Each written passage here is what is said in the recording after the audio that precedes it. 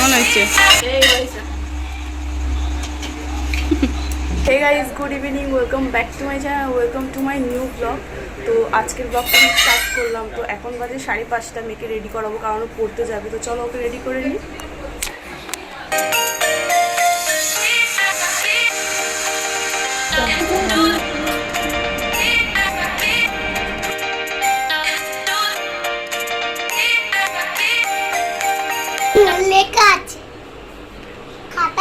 Guys দেখো, এখানে homework দিয়েছে ওর আন্টি, ও সব কটা করেছে বাট এটা করেনি, তো সেই জন্য এখন করে নিচ্ছে।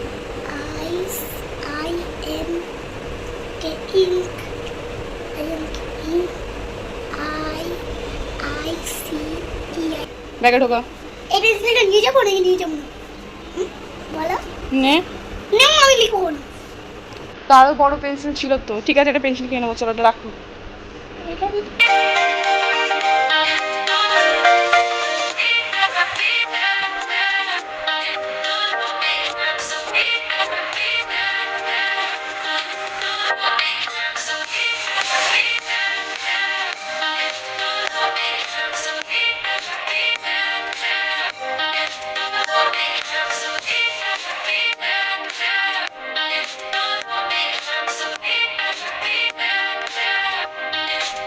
গাইস এখন আমি ওকে পড়তে দিয়ে আসতে যাচ্ছি। তো কিছু কেনারও আছে, মুদির দোকান থেকে কিছু জিনিস কিনে নিয়ে আসবো, ওই ডিম এটা ওটা কিনতে লাগবে। তো চলো।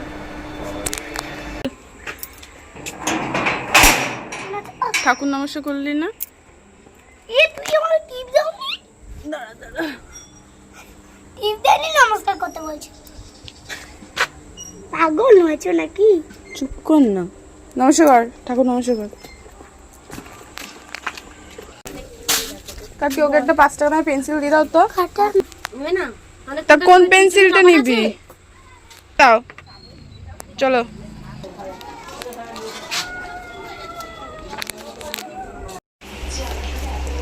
দোকান থেকে এনেছি মুড়ি, ডিম, এখানে আমুল স্প্রে প্যাকেট, আর এখানে নিয়েছি আমার মায়ের জন্য আর মেয়ের জন্য তারপরে 4টে হেয়ার ব্যান্ড নিয়েছি। 5 টাকা করে? হ্যাঁ, ঠিক আছে না? এই তো শুধু বিয়ের চুল তোমার মুখের সামনে আসে ওটা ঠিক করার জন্য। তো গাইস এখানে আমি বানাচ্ছি আদা দিয়ে লিকার চা। লিকার চা হয়ে গেছে। তো গাইস এই রাঙালুটা আজকে মা বাজার থেকেই নিয়ে এসছে, দেখতেই পাচ্ছ কত বড়। তো এটা দিয়ে আজকে আমি বানাবো মালপোয়া, গোল চ্যাপটা বিভিন্ন শেপের বানাবো। তো এটা মা অনেক দিন ধরেই বলছে যে এই রাঙালুটা দিয়ে একটা পিঠে বা মালপোয়া বানা। তো আজকে সেই রেসিপিটাই করব। তো এটা এখন প্রথমে ভালো করে ধুয়ে কেটে পিছু করে সেদ্ধ করে নেবো। তো চলো। তো এখন আমি রাঙালুটাকে ভালো করে জল দিয়ে ধুয়ে কেটে নিয়েছি। তো এটাকে এখন নুন দিয়ে সেদ্ধ করতে বসিয়ে দেবো। তো গাইস এখানে মা রাঙা আলুগুলো সেদ্ধ হয়ে গেছে, তো ওইগুলো খুব সুন্দর করে ছাড়িয়ে নিচ্ছে। এখানে আমি নিয়েছি ময়দা, চামচ করে নিলাম।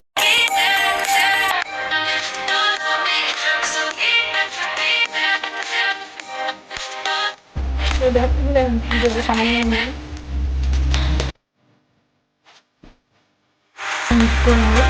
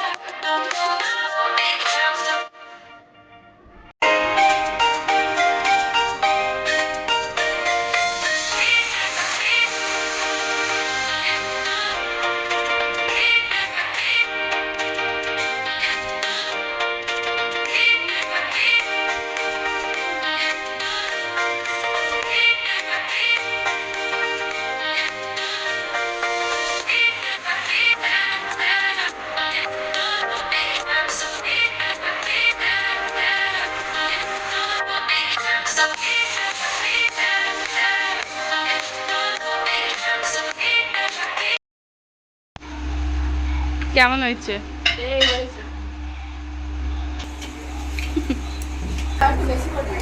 তো গাইস আজকের জন্য এটুকুনি, আবার দেখা হবে আমার নেক্সট ব্লগ ভিডিওতে। তো টাটা, good night, see you all.